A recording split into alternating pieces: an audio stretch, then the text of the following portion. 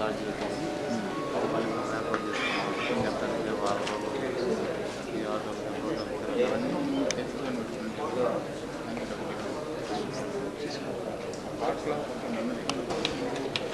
6 రోజులు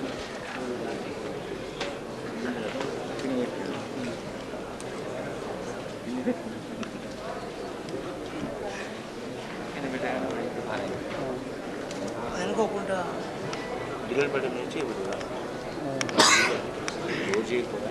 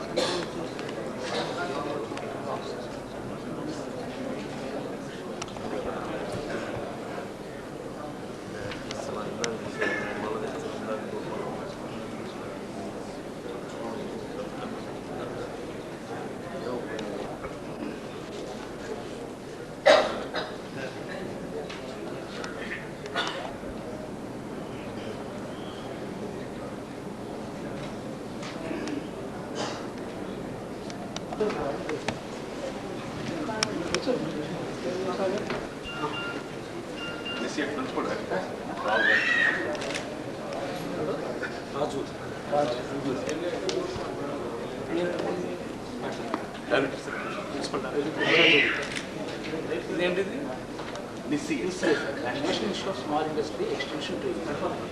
We are at the Ministry of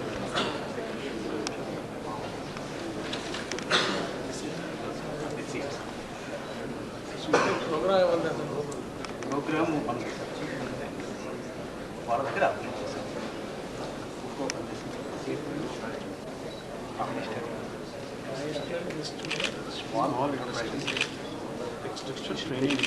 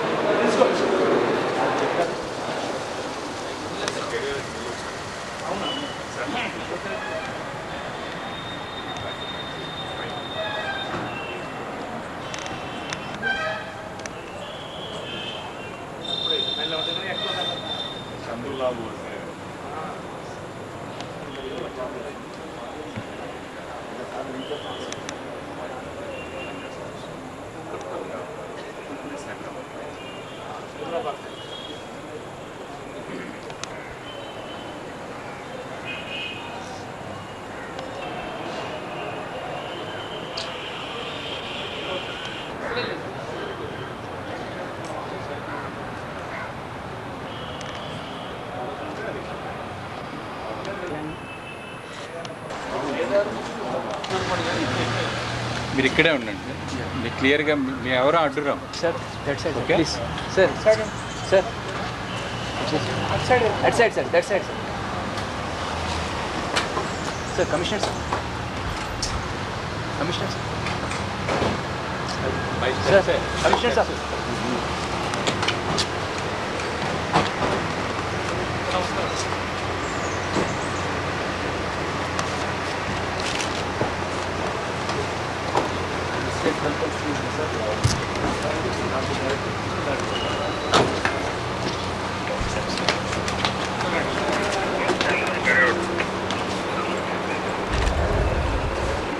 పదండి.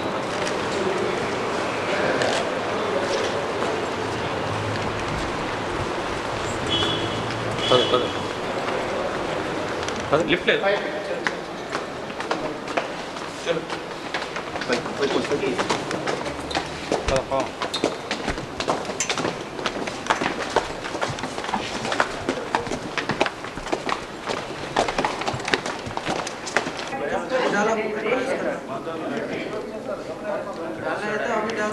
May I request the Honorable Chief Minister to kindly come and occupy the dais.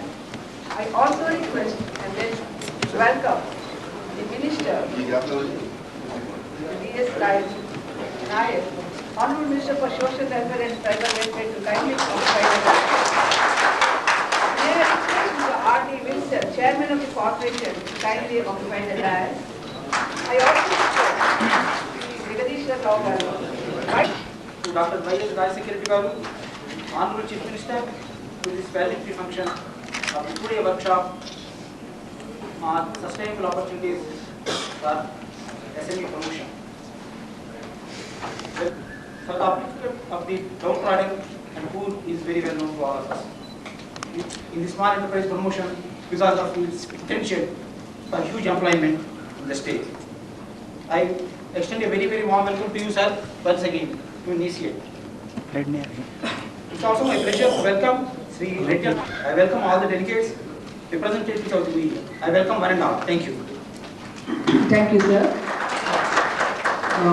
Now, as you all are aware, Sri R.D. Wilson Garu, a learned man, has a post-graduation and a diploma in library science and also a diploma in journalism. He was a journalist at Enadu and also worked as a journalist at Andhra Jyoti. I'm really happy to announce that he also worked as a chief.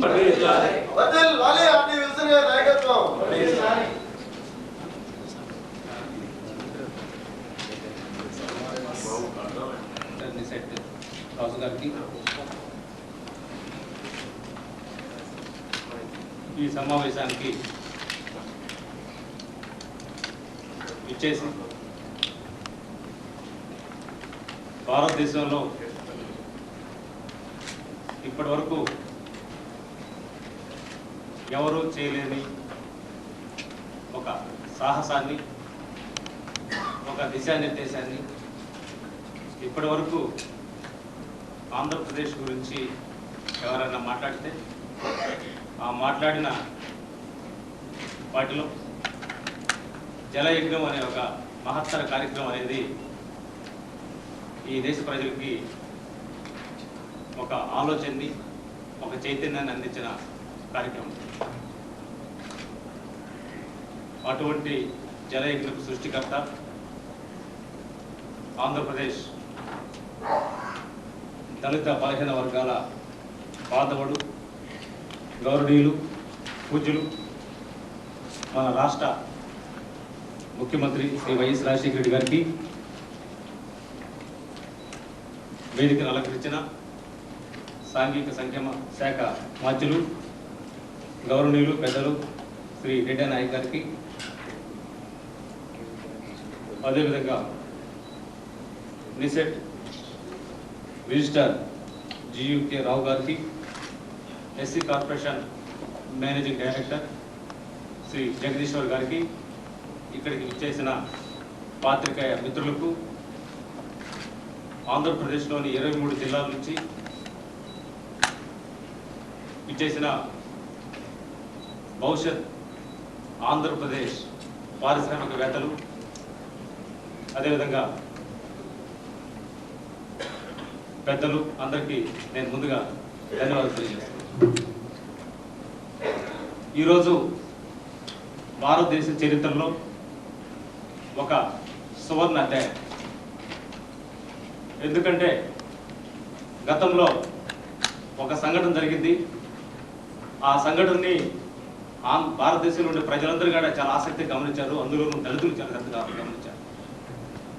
ఆ సంఘటనే Bhopal declaration. అయితే ఆ డిక్లరేషన్లో ఉన్న ఒక ప్రధాన అంశం, సమాజంలో ఉన్న అసమానతలు పోవాలంటే సమాజంలో ఉన్న అన్ని అవకాశాలు అందరికీ అందాలి. ఆ అందే క్రమంలో ముఖ్యంగా దళితులకి ఆ అవకాశాలు అందితేనే సమాజంలో అశాంతి తొలగే అవకాశం ఉంది.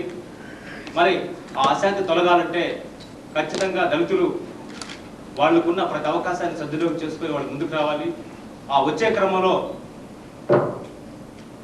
క్రమంలో వారికి ప్రభుత్వాలు అండగా ఉండాలి.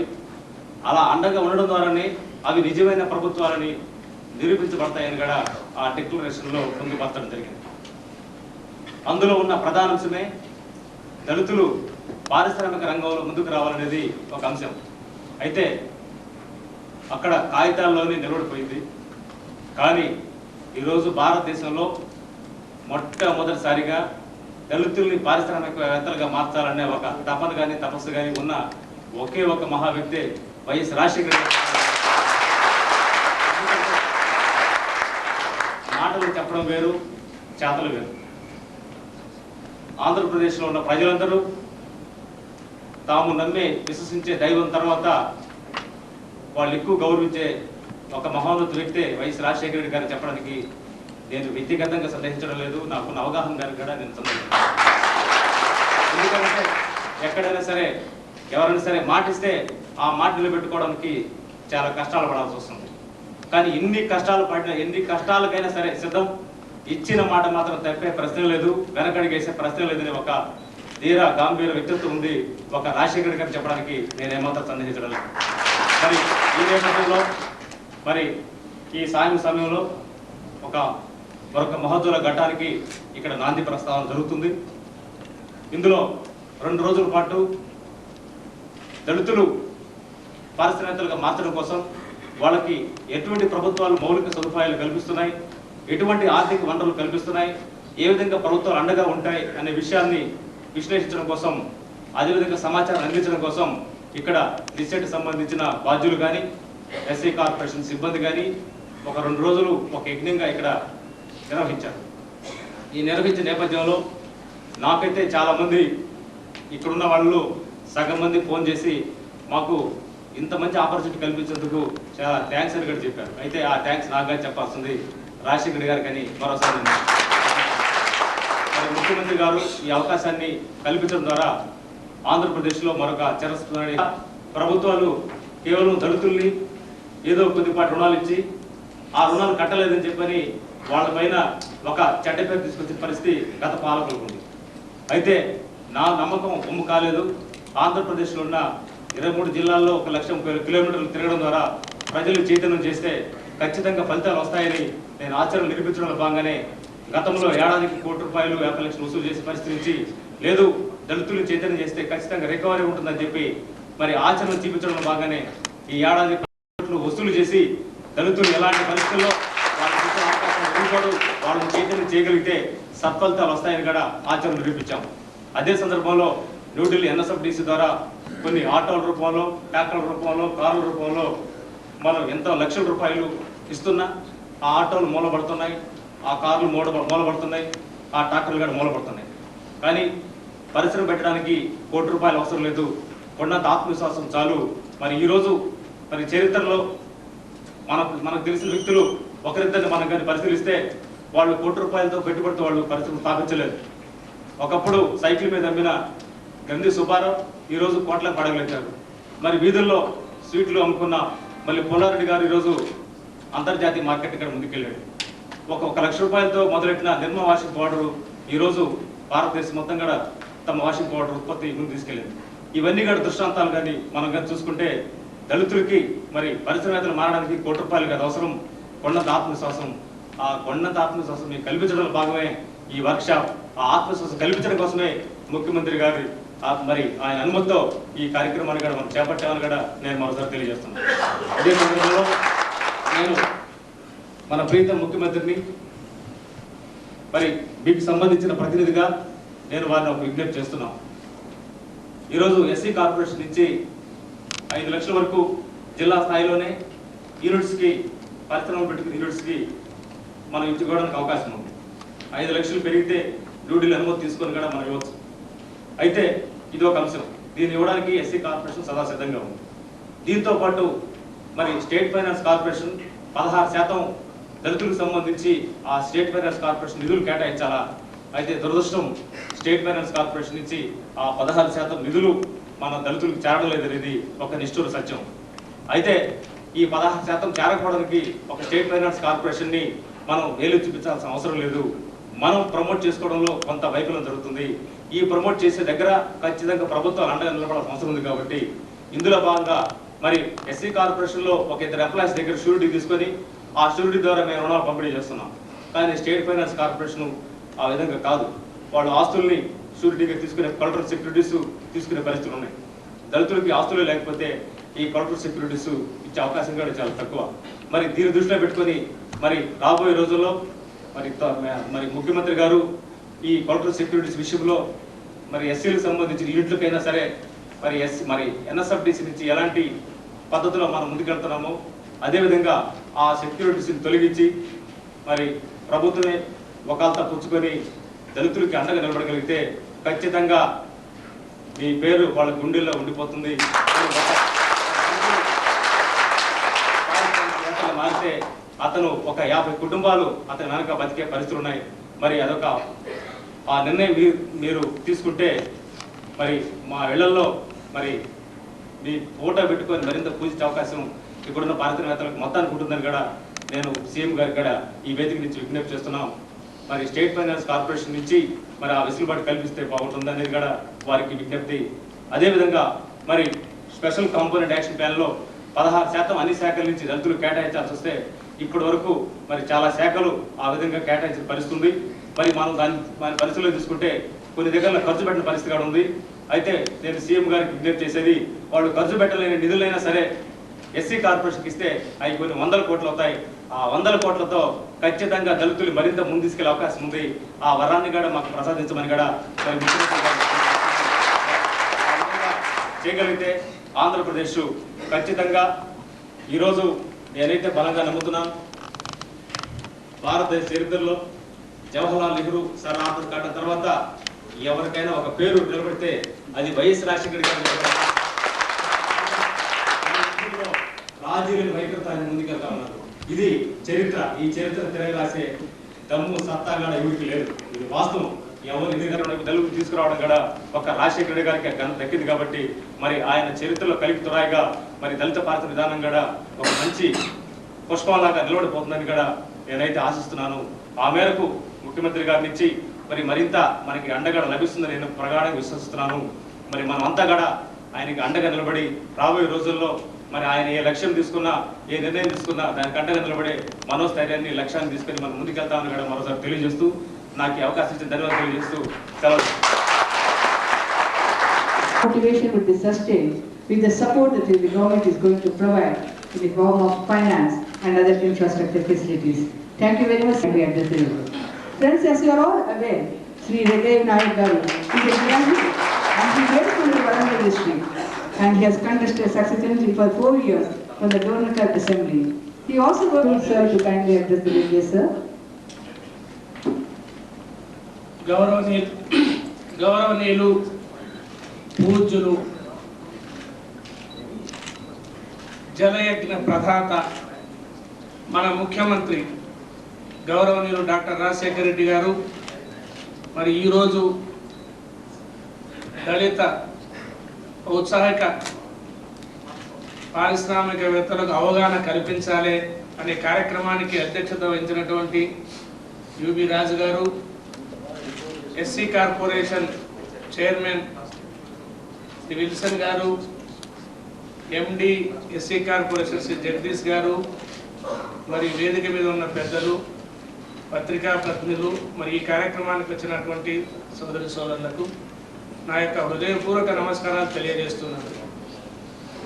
మన ముఖ్యమంత్రి డాక్టర్ రాజశేఖర రెడ్డి గారు అధికారంలో వచ్చిన తర్వాత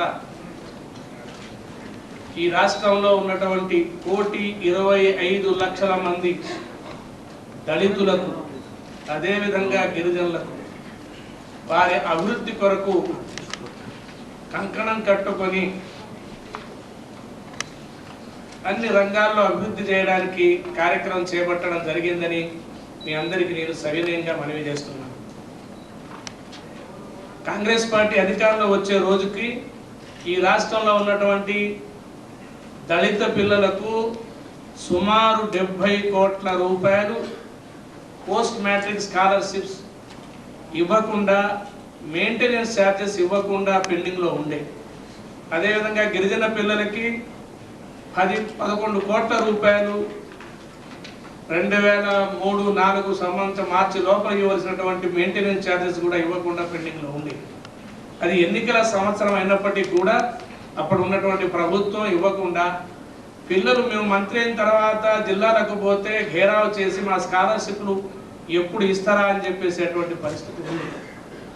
మేము అధికారంలో వచ్చిన తర్వాత, మన కాంగ్రెస్ పార్టీ అధికారంలో వచ్చిన తర్వాత వెంటనే గౌరవ ముఖ్యమంత్రి గారు ఈ పిల్లలు రోడ్డు మీదకి రావాల్సినటువంటి అవసరం లేదు, వాళ్ళందరికీ పాత బకాయిలు ఉన్నా లేదా 2004-05 సంవత్సరం అయినా కానివ్వండి అవన్నీ కూడా పేమెంట్ చేయాలని ఆదేశించి దానికి కావలసిన నిధులు వెంటనే విడుదల చేయడం మూలంగా 2004-05లో ఏ ఒక్క విద్యార్థికి పాత బకాయిలతో పాటు ఆ సంవత్సరం మెయింటెనెన్స్ ఛార్జెస్ కానివ్వండి, ఇన్స్టిట్యూషన్ ఫీజెస్ కానివ్వండి, ట్యూషన్ ఫీజు కానీ అన్ని కూడా పేమెంట్ చేయడం జరిగింది. ఇదే కాకుండా చాలా ముఖ్యమైనటువంటి విషయం, ఈ రాష్ట్రంలో ఉన్నటువంటి దళిత పిల్లలు కానీ గిరిజన పిల్లలు కానీ వారి యొక్క పోస్ట్ మ్యాట్రిక్ స్కాలర్షిప్ 2003 జనవరిలో వాళ్ళకు పెంచి ఇవ్వాలని కేంద్ర ప్రభుత్వం ఆదేశాలు వచ్చిన తర్వాత 2004 నవంబర్లో ఈ రాష్ట్రంలో ఉన్నటువంటి దళిత పిల్లలకు గిరిజన పిల్లలకు కేంద్ర ప్రభుత్వం సూచించినటువంటి ఆదేశాల మేరకు అంతవరకు 525 రూపాయలు పోస్ట్ మ్యాట్రిక్ స్కాలర్షిప్ నెలకు ఇస్తున్నవి 740కు పెంచి, అంతవరకు 400 ఇస్తున్నటువంటి పిల్లలకు 525కు పెంచి, అప్పటి వరకు 330 రూపాయలు ఇస్తున్నటువంటి పిల్లలకు 400కు పెంచి, మొత్తం రాష్ట్రంలో ఉన్నటువంటి గిరిజన దళిత పిల్లలందరికీ కూడా పోస్ట్ మ్యాట్రిక్ స్కాలర్షిప్ పెంచి ఇచ్చినటువంటి ఘనత కాంగ్రెస్ ప్రభుత్వం అధికారంలో ఇచ్చిన ఘనత డాక్టర్ రాజశేఖర రెడ్డి గారి ప్రభుత్వం అని చెప్పేసి మనం చేస్తున్నాం. ఇదే కాదు, తెలుగుదేశం ప్రభుత్వ అధికారంలో వచ్చిన తర్వాత ఆ 9 సంవత్సరాల్లో ఒక్క హాస్టల్ కూడా ఈ రాష్ట్రంలో ఉన్నటువంటి దళిత పిల్లలకు కానీ గిరిజన పిల్లలకు కానీ ఒక కొత్త హాస్టల్ కూడా తెరవలేదు. అదేవిధంగా పోస్ట్ మ్యాట్రిక్ స్కాలర్షిప్ పొందేటువంటి పిల్లలకు 2004-05లో 90 హాస్టల్స్, 46 ఎస్సీ అమ్మాయిలకు ఈ రాష్ట్రంలో ఉన్నటువంటి 23 జిల్లాలో ఒక జిల్లాకు 2 చొప్పున, అదేవిధంగా కళాశాల పిల్లలకు ఒక జిల్లాకు 2 చొప్పున మొత్తం 90 హాస్టల్ ఈ రాష్ట్రంలో మంజూరు చేసి 2004-05 సంవత్సరం మంజూరు చేసి 5-6 జూలై 1 నుండి హాస్టల్ ప్రారంభించడం జరిగిందని మీ అందరికీ మనవి చేస్తున్నాను. ఈ విధంగా సుమారు 10,000 మంది పిల్లలకు కొత్తగా హాస్టల్లో తీసుకొని వారికి చదువుకునేటువంటి అవకాశం కల్పించిన ఘనత ఈ ప్రభుత్వాన్ని తెలియజేస్తున్నాను. ఇదే కాదు, గతంలో హాస్టల్స్లో కానీ రెసిడెన్స్ స్కూల్స్లో కానీ ముఖ్యంగా హాస్టల్స్లో ఎవరికైనా అడ్మిషన్ కావాలంటే 5%, 10% అది కూడా పెంచి పర్మిషన్ ఇచ్చిన తర్వాత అడ్మిషన్ తీసుకునే అవకాశం ఉండేది. ఈ ప్రభుత్వ అధికారంలో వచ్చినాక ఒకటే ఆదేశం ఇచ్చాం, ఎస్సీ ఎస్టీ పిల్లలు ఎవరైనా సరే హాస్టల్లో దరఖాస్తు పెట్టుకుంటే ఎంతమంది అయినా సరే వాళ్ళందరికీ అడ్మిషన్ ఇవ్వాలని చెప్పేసి మేము ఆదేశాలు ఇచ్చాం. ఆ విధంగా గత 2 సంవత్సరాల నుండి హాస్టల్లో అడ్మిషన్స్ ఇస్తున్నాం. ఏ ఒక్క పిల్లవారికి మీకు హాస్టల్లో అడ్మిషన్ లేదు అనకుండా ఇచ్చేటువంటి ఘనత కూడా ఈ ప్రభుత్వాన్ని అని చెప్పేసి మీ అందరికీ మనవి చేస్తున్నాం. ఇదే కాదు, మెస్ ఛార్జెస్ 1988వ సంవత్సరంలో మాత్రమే అప్పుడు ఉన్నటువంటి ప్రభుత్వం హాస్టల్ మెస్ ఛార్జెస్ పెంచడం జరిగింది, ఎస్సీ ఎస్టీ బీసీ అంటే. అప్పటి నుంచి మరి ప్రభుత్వ అధికారంలో వచ్చే వరకు మరి మెస్ ఛార్జీలు పెంచాలనే ఆలోచన అప్పటి ప్రభుత్వానికి రాలేదు. గౌరవ ముఖ్యమంత్రి గారి దృష్టికి తీసుకుపోయిన వెంటనే మాకు విద్యార్థుల నుండి కానీ పేరెంట్స్ నుండి కానీ ఇతరుల నుంచి మాకు ఒత్తిడి లేకుండా రేట్లు పెరిగినాయి, ధరలు పెరిగినాయి, పిల్లలకు మంచి మెస్ ఇవ్వాలి, వాళ్ళు మంచి చదువుకోవాలి, అభివృద్ధిలోకి రావాలని ముఖ్యమంత్రి గారు సమీక్షించిన వారి దృష్టికి తీసుకురాగానే అదనంగా 80 కోట్ల రూపాయల అదనపు ఖర్చైనా సరే వెంటనే ఈ రాష్ట్రంలో ఉన్నటువంటి SC ST BC hostels, residential schools, mini గురుకులాస్, ఆశ్రమ స్కూల్స్ అన్ని 5200 సుమారు ఇన్స్టిట్యూషన్స్ ఉన్నాయి. ఈ అన్ని ఇన్స్టిట్యూషన్స్ లో 8.5 లక్షల మంది పిల్లలు చదువుకుంటున్నారు. వీళ్ళందరికీ కూడా మెస్ ఛార్జెస్ గతంలో ఇచ్చే రేట్ల మీద 25% పెంచి ఇవ్వడానికి నిర్ణయం తీసుకొని మన జూలై 1 నుండి కూడా ఇది ఈ రాష్ట్రంలో అమలు చేయడం జరుగుతుందని చెప్పేసి మీ అందరికీ సవినయంగా మనవి చేస్తున్నాను. ఇదే కాదు, ఎస్సీ రెసిడెన్షియల్ స్కూల్స్ పక్కా భవనాలు లేవు, కిరాయి భవనాల్లో ఉన్నాయి, అరకొర అకామిడేషన్ ఉంది. కొత్త భవనాలు కావాలంటే 85 రెసిడెన్షియల్ స్కూల్స్ కు బడ్జెట్ కు సంబంధం లేకుండా 197,50,00,000 రూపాయలు హడుకో నుంచి తీసుకొని మంజూరు చేయడం జరిగింది మన ముఖ్యమంత్రి గారు అని చెప్పేసి మీ అందరికీ మనవి చేస్తున్నాం. ఇవన్నీ కూడా చేసిన పనులు చెప్తున్నాం మేము. ఇదే కాకుండా ఈ రాష్ట్రంలో విజయవాడలో ఒకటి, వరంగల్లో ఒకటి, కడపలో ఒకటి స్టడీ సెంటర్స్ కావాలి. ఎస్సీ పిల్లలు బాగా చదువుకొని గ్రూప్ 1 కానీ లేదా ఐఏఎస్ ఐపీఎస్ ఐఎఫ్ఎస్ లో వాళ్ళు తగినంత వాళ్ళ శాతం పెరగాలి, వాళ్ళు బాగా చదువుకోవాలి, మంచి ఉద్యోగాలు రావాలని చెప్పేసి ఒక హైదరాబాద్ లో మాత్రం ఉంది. మరి మిగతా చోట్ల కూడా కావాలన్నప్పుడు 3 స్టడీ సర్కిల్స్ కూడా మంజూరు చేసి విజయవాడలో గత సంవత్సరమే ప్రారంభం చేయడం జరిగిందని మీ అందరికీ సవినయంగా మనవి చేస్తున్నాం. ఈ సంవత్సరం కడపలో అదేవిధంగా వరంగల్లో స్టడీ సర్కిల్స్ ఏర్పాటు చేయడం జరుగుతుందని మీ అందరికీ నేను సవినయంగా మనవి చేస్తున్నాను. బడ్జెట్ విషయానికి వస్తే ఎన్నికల సంవత్సరమైన 2003-4లో 806 కోట్లు తెలుగుదేశం ప్రభుత్వ హయాంలో పెడితే ఈ సంవత్సరం మనం 1556 కోట్లు, 2 సంవత్సరాలైంది మన ప్రభుత్వం, 1556 కోట్ల రూపాయలు బడ్జెట్ పెంచి ఇచ్చినటువంటి ఘనత మన ముఖ్యమంత్రి గారిని చెప్పేసి మనం ఇదంతా నేను ఎందుకు చెప్తున్నా అంటే ఈ ప్రభుత్వం ఎస్సీ ఎస్టీల పట్ల వాళ్ళ మీద ఎంత ప్రేమ ఉంది, వాళ్ళ అభివృద్ధి చేయాలని ఎంత లక్ష్యం ఉంది, చిత్తశుద్ధితో ఉందని చెప్పేసి తెలియజేయడమే దీని యొక్క ప్రధాన ఉద్దేశాన్ని మనవి చేస్తున్నాను. ఇంకా నేను మీకు ఒక విషయం మనవి చేస్తున్నాను. 2002-03లో ఈ రాష్ట్రంలో ఎస్సీ పోస్ట్ మ్యాట్రిక్ చదువుకునే పిల్లల సంఖ్య 197,000 మంది, 1,97,000 ఉంటే ఈ సంవత్సరం పోస్ట్ మ్యాట్రిక్ స్కాలర్షిప్ తీసుకునేటువంటి ఎస్సీ పిల్లలు 4,14,000 మంది అని మీ అందరికీ నేను మనవి చేస్తున్నాను. అంటే మన బడ్జెట్ ఈ 2-3 సంవత్సరాల లోపల ఎస్సీ పిల్లలకి ఇచ్చేటువంటి బడ్జెట్ రెండింతలు విద్యార్థులు పెరిగారు. పెంచినటువంటి స్కాలర్షిప్స్ కలుపుకుంటే మన మీద పోస్ట్ మ్యాట్రిక్ స్కాలర్షిప్ బడ్జెట్ ఇచ్చేటువంటి బడ్జెట్ 2002-03కి ఇవాళ 3 రెట్లు పెరిగిందని నేను మీ అందరికీ మనవి చేస్తున్నాను. ఇవాళ రెసిడెన్షియల్ స్కూల్స్ విషయంలో కూడా మన ప్రభుత్వ అధికారంలో వచ్చిన తర్వాత 20 రెసిడెన్షియల్ స్కూల్, గతంలో ఉన్నటువంటి ఎల్టీబీసీలు మరి కొత్తవి కలిపి 20 రెసిడెన్షియల్ స్కూల్స్ ఒక ఎస్సీ పిల్లలకే రెగ్యులరైజ్ చేసి మనం ప్రారంభం చేయడం జరిగిందని చెప్పేసి మీ అందరికీ సవినయంగా మనవి చేస్తున్నాం. ఈ విధంగా ఇటు ఎస్సీ కార్పొరేషన్ నుంచి గత సంవత్సరం 1,34,000 మందికి 186 కోట్ల రూపాయలు బ్యాంకుల ద్వారా, తర్వాత మన సబ్సిడీ కానీ మార్జిన్ మనీ కానీ అన్ని ఇచ్చి గ్రౌండ్ చేయడం జరిగింది అని చెప్పేసి మనవి చేస్తున్నాను.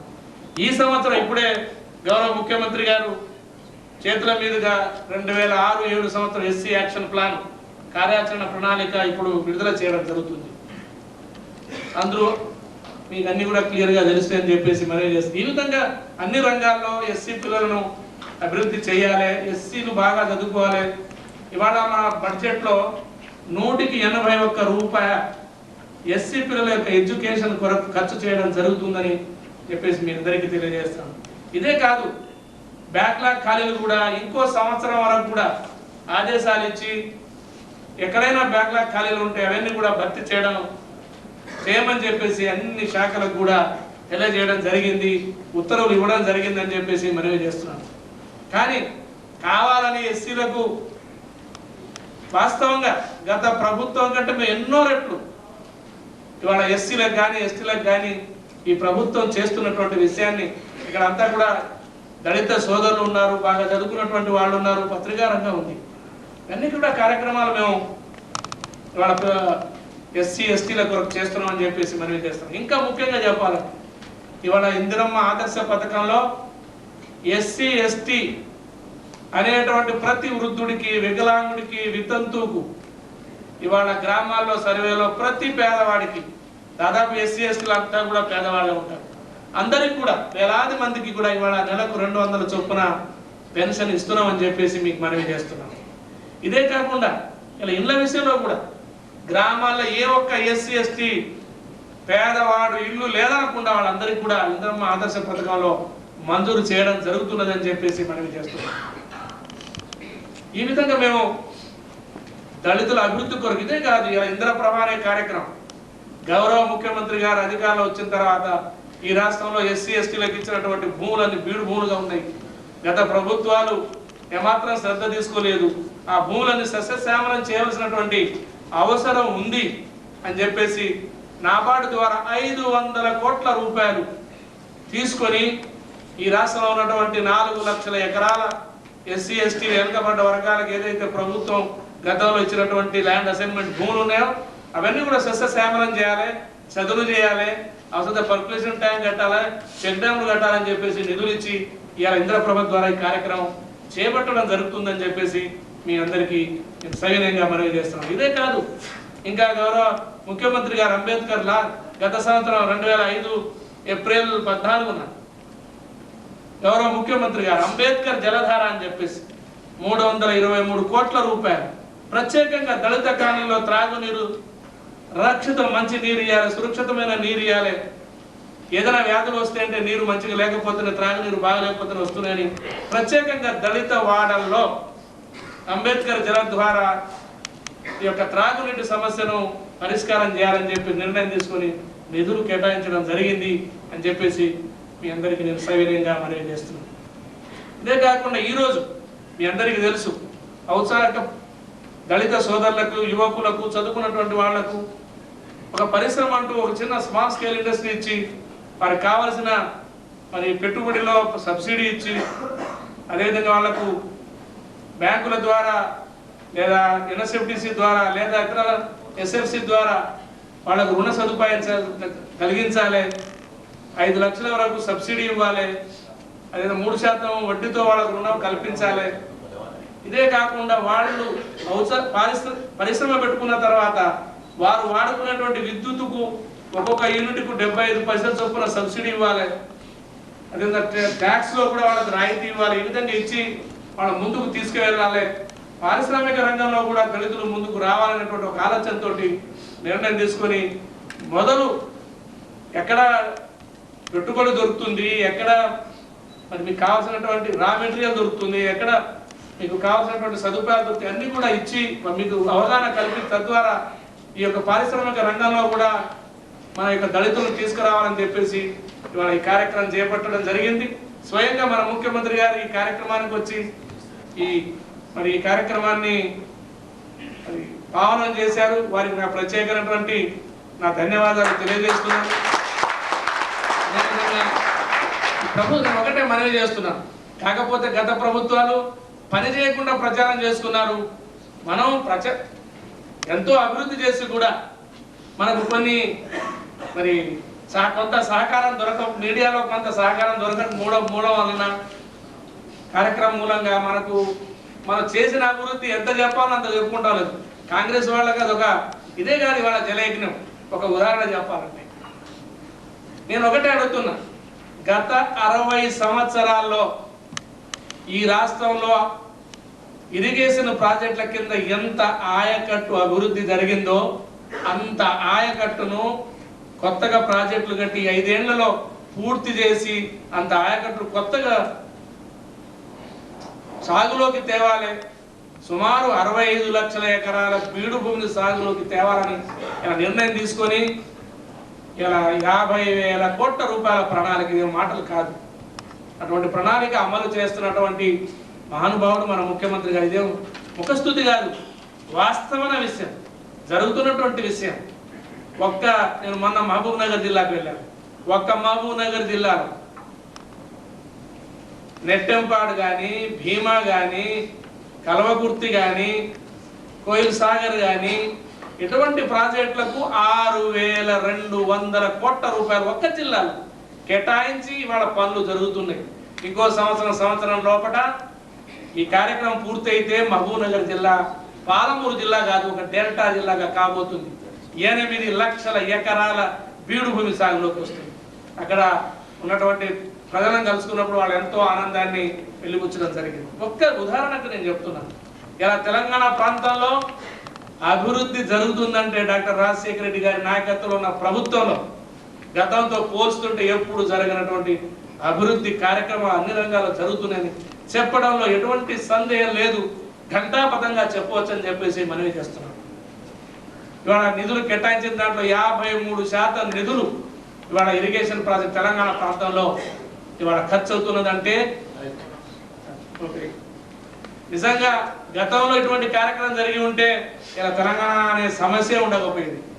ఈ విధంగా అభివృద్ధి జరుగుతున్నప్పుడు మనం అందరం హర్షించవలసిన అవసరం ఉందని చెప్పేసి మీ అందరికీ నేను సవినయంగా మనవి చేస్తూ ఇవాళ ఈ కార్యక్రమం గౌరవ ముఖ్యమంత్రి రాజశేఖర రెడ్డి గారి చేతుల మీదుగా ఎస్సీ కార్పొరేషన్ యాక్షన్ ప్లాన్ మరి విడుదల చేయించడం చాలా సంతోషం తెలియజేస్తూ మీ అందరికీ నా యొక్క ధన్యవాదాలు తెలియజేస్తూ మీ నుండి తెలియజేస్తున్నాను. Thank you, sir. Honorable Chief Minister, Dr. Y.S. Rajashekar will be launching the SC Action Plan for the year 2006 and 2007.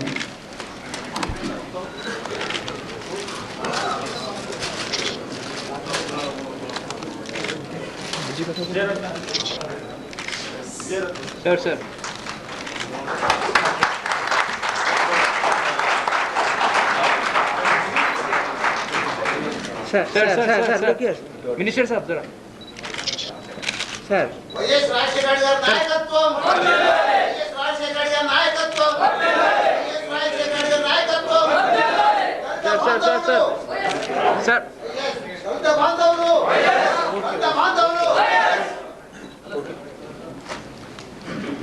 Thank you, sir. We are fortunate that we have got a very kindly address to the delegates, please.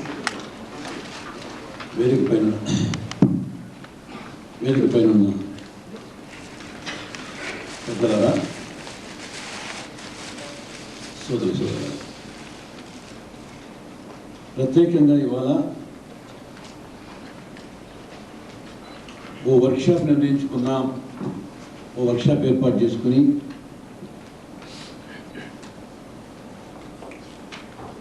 Schedule కులాలకు సంబంధించిన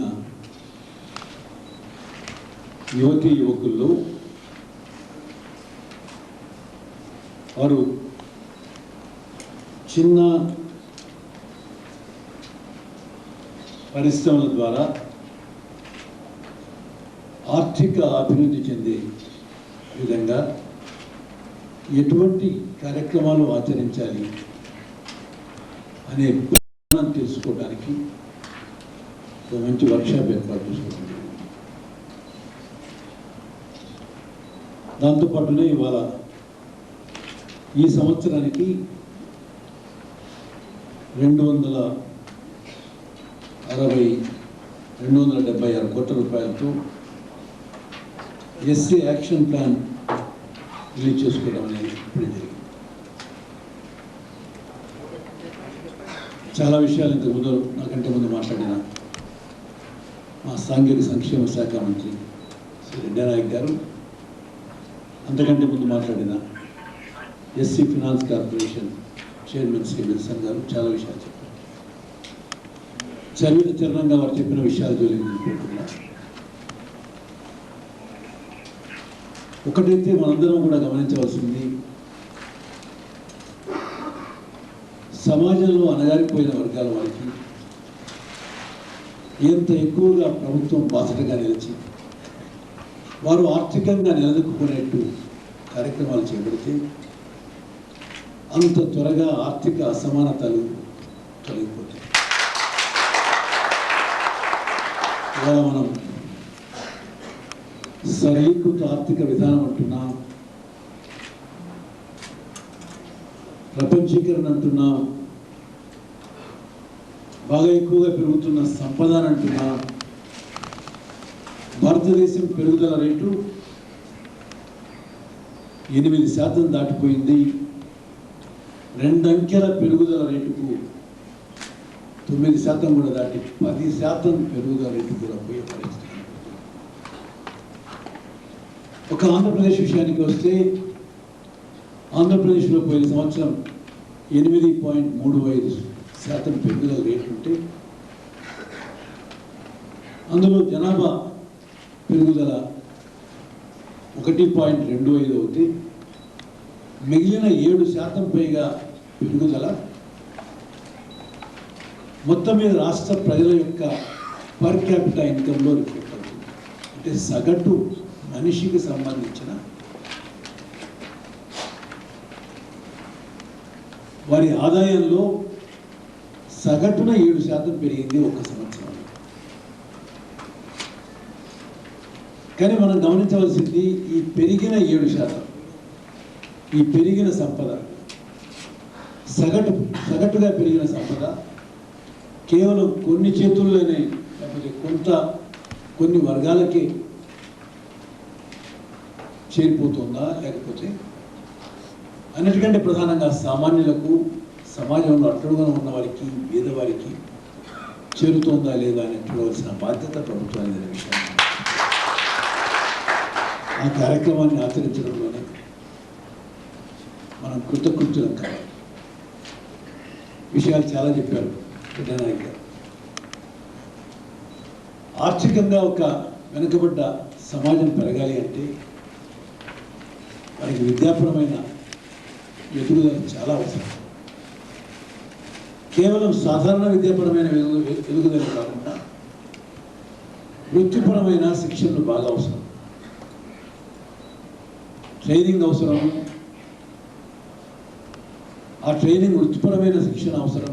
ఐటీఐలు కానివ్వండి, లేకపోతే national construction academy లాంటి వాళ్ళు చేస్తున్న మిషన్లపైన, లేకపోతే earth moving మిషన్లపైన ట్రైనింగ్లు అనేవంటి ఏదో ఒక విధంగా తగు విధమైన ఆదాయ వనరులను పెంపొందింపజేసుకునేట్టు తగు విధమైన ట్రైనింగ్లు పెంచాల్సిన అవసరం. వాటి గురించి ప్రత్యేకమైన శ్రద్ధ తీసుకుంటున్నాం. ఇక దళిత పారిశ్రామికవేత్తలు కావాలి, దళితుల్లోని యువకులు పరిశ్రమల్లో పెద్ద ఎత్తున ముందుకు రావాలి. చిన్న చిన్న పరిశ్రమలైనా కూడా ఏర్పాటు చేసుకోగలిగే పరిస్థితి రావాలి. విల్సన్ గారు అన్నారు, స్టేట్ ఫైనాన్స్ కార్పొరేషన్ దళితుల విషయంలో, వారికి ఇచ్చే రుణాల విషయంలో సెక్యూరిటీలు అడుగుతున్నారు, అందరితో పాటు సెక్యూరిటీలు ఇప్పించడానికి కష్టంగా ఉంటుంది అని.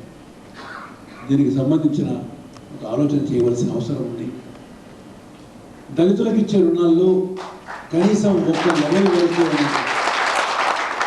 వారు రుణం తీసుకొని ఏదైతే వ్యాపారం చేస్తున్నారో, ఏదైతే పెట్టుబడి పెడుతున్నారో ఆ పెట్టుబడి సెక్యూరిటీగా ఉండాలి.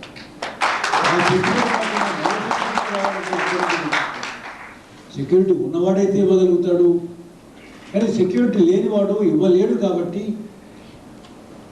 ఒక పర్టికులర్ స్కీమ్, ఒక ఇండస్ట్రీ, లేకపోతే మరొక స్కీమ్ ఎంతో మార్జిన్ మనీ ఉంటుంది, ప్రభుత్వం ఇచ్చే సబ్సిడీ ఉంటుంది, ఎస్ఎఫ్సి కానీ బ్యాంకులు కానీ ఇచ్చే రుణం కూడా ఉంటుంది. ఈ మొత్తానికి మొత్తం అంతా కూడా కలిపి ఏదో ఒక అసెట్ అయితే కొనాలి కదా, ఏదో ఒక పెట్టుబడి అయితే రావాలి కదా. ఆ పెట్టుబడి వల్ల వచ్చే అసెట్, ఆ పెట్టుబడిలో వచ్చే ఆస్తి ఏదైతే ఉందో అదే సెక్యూరిటీగా అడిగితే అర్థం ఉంది. కానీ మాకు నీ ఇల్లు ఏదైనా ఉంటే సెక్యూరిటీ పెట్టు, లేదా పొలం ఏదైనా ఉంటే సెక్యూరిటీ పెట్టు, పెడితేనే ఇస్తాం లేకపోతే లేదు అని అంటే దళితులు పెరగటానికి దీని గురించి ఎస్ఎఫ్సీతో ప్రత్యేకంగా మాట్లాడి విల్సన్ గారికి చెప్పా, లేకపోతే మంత్రి గారికి చెప్పా, ముందు మీరు మాట్లాడండి, అవసరం ఉంటే ఎస్ఎఫ్సీ అధికారులు నా దగ్గర పిలుచుకురండి, తప్పకుండా దీనికి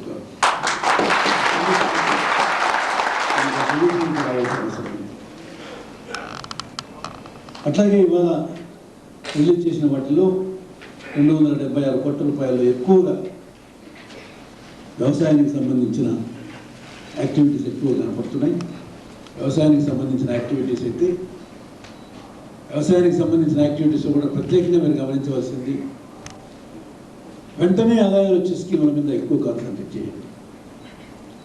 పశువుల పెంపకం, గొర్రెల మేకల పెంపకం లాంటివి, స్టాల్ ఫీడింగ్ అనే కాన్సెప్ట్ బాగా వస్తుంది. ఉన్న సొంత భూమి అయినా కూడా కేవలం వ్యవసాయం మట్టుకే కాకుండా వ్యవసాయంలో వచ్చే ఆదాయం కంటే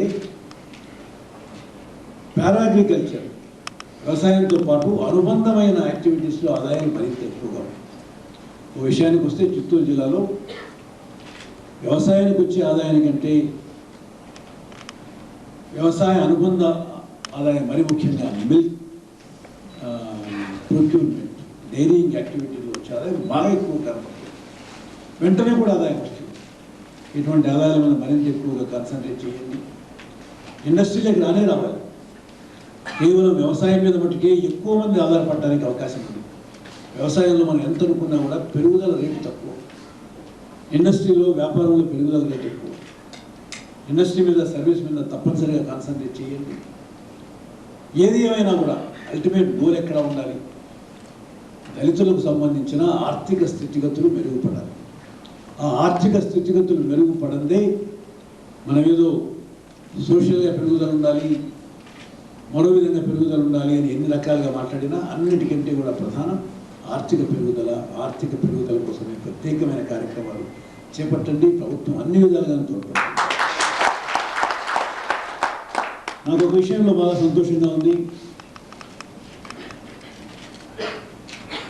తీసుకున్న రుణాలు, ఎస్సీ కార్పొరేషన్ ద్వారా తీసుకున్న రుణాలు, లేకపోతే బ్యాంకుల ద్వారా తీసుకున్న రుణాలు మన సక్రమంగా కట్టిన రోజునే మళ్ళీ మనకు రుణం రావడానికి అవకాశం ఉంది.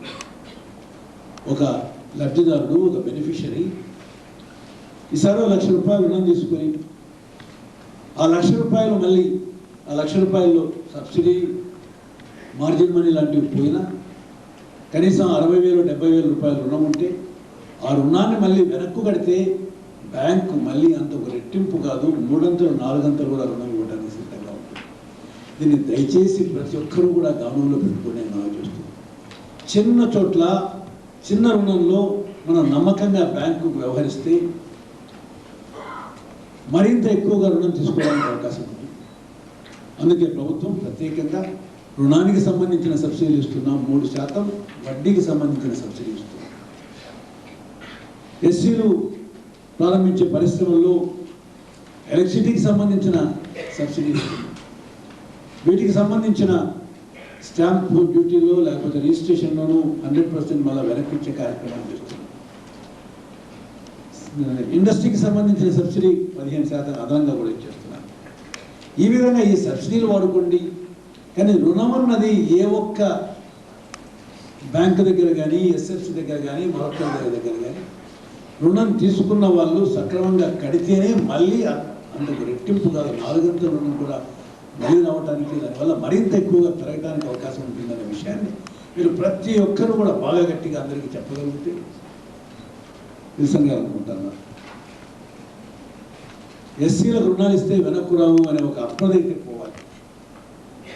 కానీ మీరు కూడా చేయాల్సింది ఏమిటి అని అంటే, ఏ స్కీమ్లో వాళ్ళు ఆర్థికంగా నిలదొక్కుకోగలుగుతారో అటువంటి స్కీమే పెట్టండి. కేవలం మేము ఏదో 4 లక్షల మందికి ఇచ్చాము, 3 లక్షల మందికి ఇచ్చాము, 5 లక్షల మందికి ఇచ్చామని చెప్పి నెంబర్ల కంటే కూడా అవసరం ఇచ్చిన వాళ్ళు ఆ స్కీమ్ వల్ల మళ్ళీ బాగుపడగలిగారు.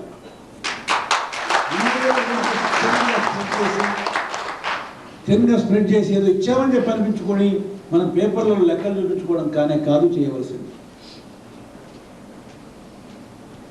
లెక్కల కంటే కూడా ప్రధానం ఇచ్చిన ప్రతి ఒక్కరూ కూడా ఆ స్కీమ్ వల్ల బాగుపడారు. ఆ స్కీమ్ వల్ల బాగుపడితే నాకు నమ్మకం ఉంది. ఏ ఒక్కరైనా రుణం తీసుకున్న సంస్థకు ఇవ్వకుండా పోడని, కానీ ఆ స్కీమ్ వల్ల బాగుపడలేకపోతే ఎక్కడి నుంచి తెచ్చి కడతారు? ఇది మనం కూడా చూసుకోవాల్సిన అవసరం ఎంతైనా ఉంది. కాబట్టి ఎట్టి పరిస్థితుల్లోనూ తీసుకున్న స్కీమ్, ప్రతి స్కీమ్ కూడా వైబల్ స్కీమ్గా ఉండాలి. ఆ స్కీమ్కు కావలసిన ఆర్థిక మేలు లేకపోతే నిధులు సమకూర్చడం వెంటనే జరగాలి. దీనికి సంబంధించి ఒక ఇండస్ట్రీ పెడతాం. ఆ ఇండస్ట్రీ పెట్టుబడి పెట్టిన తర్వాత, ఆ ఇండస్ట్రీ నెలకొల్పిన తర్వాత దానికి కావాల్సిన మార్జిన్ మనీ ఇవ్వటంలో మరొక సంవత్సరం రోజులు 2 సంవత్సరాలు ఆలస్యం చేస్తే ఈ ఇండస్ట్రీ పైన పెట్టుబడుల పైన వడ్డీలు అనవసరంగా తినేస్తాయి. ఇటువంటి పరిస్థితి జరగకూడదు. ఇండస్ట్రీ ఇచ్చినప్పుడు ఇండస్ట్రీ పూర్తి అయ్యేసరికి మార్జిన్ మనీకి సంబంధించిన ఏర్పాట్లు వర్కింగ్ క్యాపిటల్కి సంబంధించిన ఏర్పాటు తప్పనిసరిగా కావాలి. వీటిలో ఏ ఒక్కటి తక్కువైనా కూడా ఆర్థికంగా ఇబ్బందుల్లో ఉన్న గ్రూప్స్ టార్గెట్ చేస్తున్నాం, పేదవాళ్ళని టార్గెట్ చేస్తున్నాం, వాళ్ళను ఆర్థికంగా ముందుకు తీసుకొచ్చే కార్యక్రమాలు చేస్తున్నాం. ఒక పెద్ద ధనవంతుడికో పెద్ద పారిశ్రామికవేత్తకో కావాల్సినంత రుణం ఎక్కడైనా తక్కువ వచ్చినా కూడా ఇంకో చోట తీసుకొని రాగలుగుతారు. కానీ ఒక చిన్న పారిశ్రామికవేత్తను మనం తయారు చేయాలని చెప్పి అనుకున్నప్పుడు ప్రతి చోట వేలున్న చోటల్లా హ్యాండ్ హోల్డింగ్ చేయి పట్టుకోవాల్సిన అవసరం ఉంటుంది. ఆ చేయి పట్టుకోవడం చాలా ఇబ్బంది జరుగుతుంది. కాబట్టి వీటినన్నింటినీ కూడా గమనించి ఇటువంటి వర్క్షాప్స్ ప్రతి జిల్లాలోనే ఏర్పాటు చేయండి. ప్రతి చోట కూడా ఒక అవేర్నెస్ తీసుకొచ్చే కార్యక్రమాన్ని చేయండి. ఏ పరిశ్రమలో కావాలనుకున్నా, ఏ పరిశ్రమ ఎవరు పెట్టాలనుకున్నా కూడా ఆ పరిశ్రమకు సంబంధించిన మంచి చెడులు బాగా తెలుసుకోవాల్సిన అవసరం ఉంది. టెక్నికల్ నాలెడ్జ్ చాలా అవసరంగా ఉంటుంది. కొంచెమైనా కూడా నాలెడ్జ్ తక్కువ ఉంటే చాలా ఇబ్బంది. మనకు సాధారణంగా చాలా తెలిసిన విషయాల్లోనే మనకు అన్నీ తెలిసినాయని చెప్పి అనుకుంటాం, కానీ మనకు తెలియనివి చాలా ఉంటాయి, చాలా విషయాలు. అన్నింటి గురించి కూడా కొంచెం దయచేసి గమనంలోకి తీసుకొని షెడ్యూల్డ్ కులాలకు సంబంధించిన ఈ ఆర్థిక సంస్థ బాగా పనిచేయాలని, మీరు పనిచేసిన దానివల్ల ప్రతి సంవత్సరం ఇంతమంది మళ్ళీ బాగుపడ్డారు, వారు మళ్ళీ రుణాలు వెనక్కి కట్టగలిగిన పరిస్థితిలో ఉన్నారు. పోయిన సంవత్సరం 16 కోట్ల రూపాయలు రుణాలు వసూలు చేశామంటున్నారు. ఈ ఆర్థిక సంస్థ ద్వారా ఇప్పటి వరకు ఇచ్చిన రుణాలు దాదాపు 900 కోట్ల రూపాయలు అవుతాయి. మిగిలిన రుణాలు చాలా కారణాల వల్ల వెనక్కు రాకపోతే అవి వెనక్కు తీసుకునే ప్రయత్నాలు ఎంత మటుకు చేయగలుగుతాం, వన్ టైం సెటిల్మెంట్ లాంటివి ఏమైనా ఏర్పాటు చేయగలుగుతామా అనే విషయాన్ని కూడా దయచేసి ఆలోచన చేయండి. ఓసారి రుణం తీసుకున్న మనిషి వెనక్కు కట్టే పరిస్థితి రావాలి, కట్టలేకపోతే తనకు ఇంకోసారి మళ్ళీ రుణం వచ్చేదానికి అవకాశం ఉండదు. కాబట్టి దీన్ని దృష్టిలో పెట్టుకొని వారు రుణాలు తీసుకున్న వాళ్ళు ప్రత్యేక శ్రద్ధ వహించాలి, మీరు స్కీములు తయారు చేసే వాళ్ళు ప్రత్యేక శ్రద్ధ వహించాలి. అందరూ కూడా కలిసి ఒక మంచి ఆంధ్రప్రదేశ్ నిర్మించుకొని ఈ ఆంధ్రప్రదేశ్లో షెడ్యూల్డ్ కులాలకు తనకు సంబంధించిన ప్రత్యేకమైన స్థితిగతులు పట్టించుకుంటున్నాం, వారికి సంబంధించిన ఆర్థిక స్థితిగతులు పెంపొందింపజేసే విషయంలో ప్రత్యేకమైన శ్రద్ధ మేము తీసుకుంటున్నామని ప్రభుత్వానికి మంచి పేరు తిండి, మీరు మంచిగా మేలు పొందండి అనే విషయాన్ని మనం చూస్తూ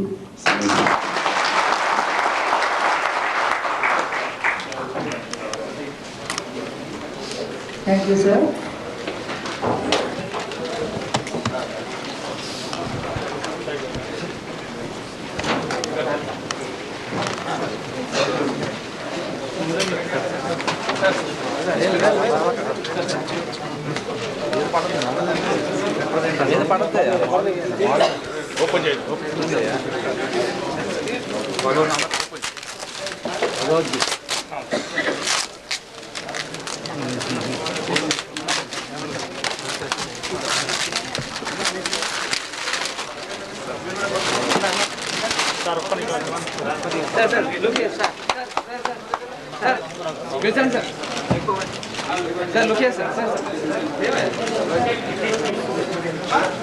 Thank you.